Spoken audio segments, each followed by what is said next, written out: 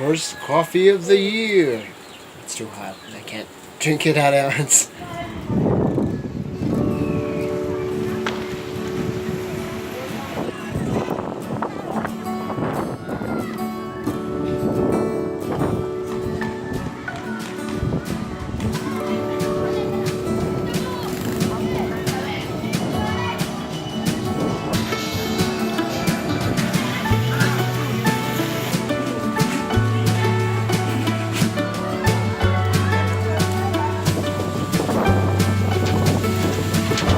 Hey dudes, and today is January 2 and there's a blackout after the stupid flood came from the waving, came from the sea, even though it did not rain, but it flooded. That's basically it. It happened back in 2011 and 2014, and now it's back in 2018. I don't know if I want to have a throwback to that, but yeah. Also, I don't really like there's no electricity at all.